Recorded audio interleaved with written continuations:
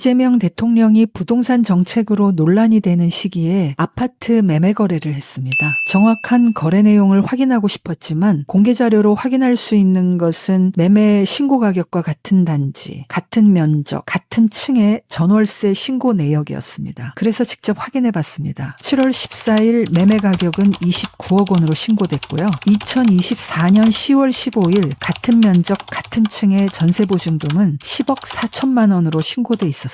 29억 원짜리 집을 샀습니다. 그런데 매수인이 현금 29억 원을 전부 낸 것은 아닙니다. 세입자의 전세보증금 10억 4천만 원을 넘겨받았고 매도인은 집을 먼저 넘겨주면서 17억 7천만 원의 근저당을 설정했어요. 그럼 계산이 이상합니다. 29억 원에서 전세금 10억 4천만 원을 빼면 남은 돈은 18억 6천만 원인데요. 그런데 근저당은 17억 7천만 원입니다. 9천만 원은 어디로 갔을까요? 이 숫자를 풀려면 먼저 근저당의 의미부터 알아야 합니다. 근저당 17억 7천만 원을 실제 잔금과 같은 금액으로 본다면 9천만 원은 계약금이나 중도금으로 이미 지급됐다고 볼 수 있습니다. 그렇다면 근저당에 적힌 17억 7천만 원은 정말 매도인이 매수인에게 빌려준 돈일까요? 이 숫자 하나를 잘못 읽으면서요.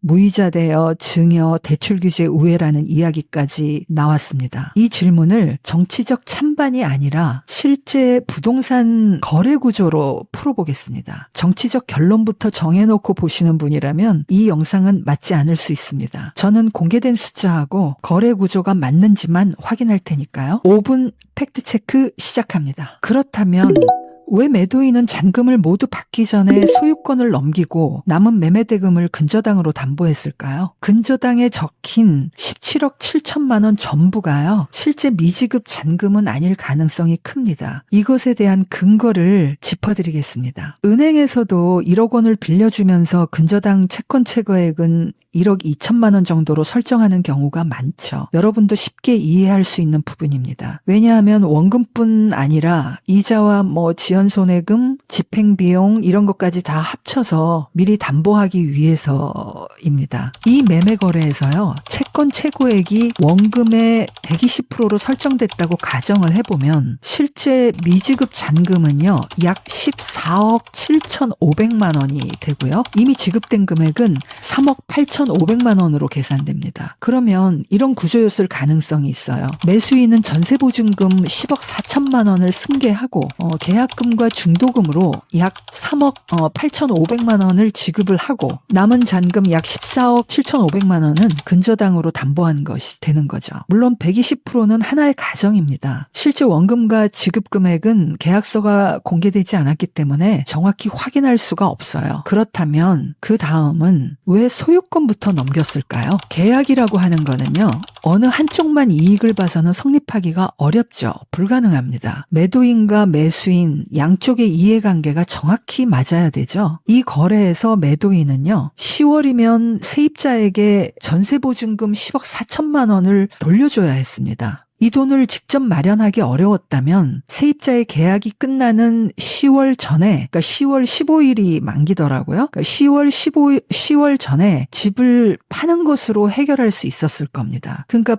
그러니까 반환금을 내줄 돈이 없다면 이 방법 외에는 없었겠죠. 반대로 매수인에게도 시간이 매우 중요했습니다. 이 아파트를 단순히 사는 것만으로는 의미가 없어요. 왜냐하면 재건축 이후에 새 아파트를 받을 수 있는 조합원 지위까지 함께 승계해야 되기 때문이죠. 조금 어렵게 느껴지신다면 거꾸로 생각해 보시면 됩니다. 재건축이 코앞인 아파트를 29억 원에 샀는데 막상 나중에 새 아파트를 받을 자격이 없다고 한다면 누가 이 아파트를 사겠습니까? 그래서 매수인에게는 단순한 소유권보다 훨씬 중요했을 가능성이 큽니다. 매수인은 잔금 준비가 끝날 때까지 기다리는 것보다도 기준 시점 전에 소유권을 먼저 이전받는 것이 무엇보다 중요했을 수 있어요. 결국 양쪽의 이해관계가 정확히 맞아떨어진 겁니다. 매도인은 10월 전세보증금 반환 문제를 해결해야 했고요. 매수인은 재건축 조합원 자격을 확보해야 했으니까요. 양쪽 모두 시간이 변수였던 거죠. 그래서 소유권은 먼저 이전을 하고 아직 지급되지 않은 매매대금은 근저당으로 담보하는 구조를 선택한 것으로 보입니다. 다시 말해서 근저당은 이 거래의 목적이 아니라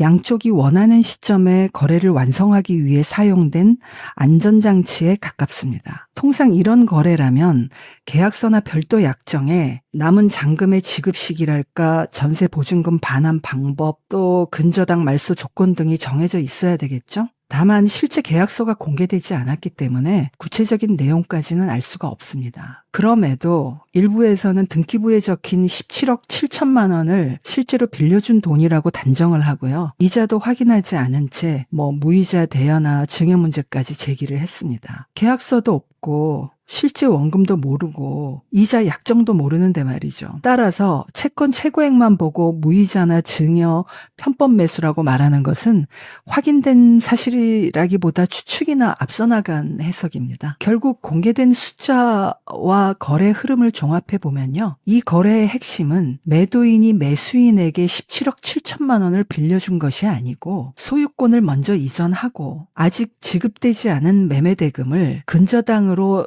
담보한 거래로 보는 것이 합리적입니다. 매도인은 10월 전세보증금 반환 문제를 해결해야 했고요. 매수인은 재건축 조합원 지위를 확보할 수 있는 그 시점 안에 소유권을 넘겨받아야 했잖아요. 양쪽의 이해관계가 맞아떨어졌기 때문에 소유권은 먼저 이전하고 남은 대금은 근저당으로 보호하는 특수한 거래 구조가 만들어진 것으로 보입니다. 정치적 판단은 각자의 몫입니다. 다만 부동산 거래라고 하는 거는요. 계약 당사자의 이해관계와 실제 돈의 흐름으로 판단해야 하는 것이지 기사 내용만 보고 단정할 사안은 아니라는 것입니다. 오늘 팩트는 여기까지.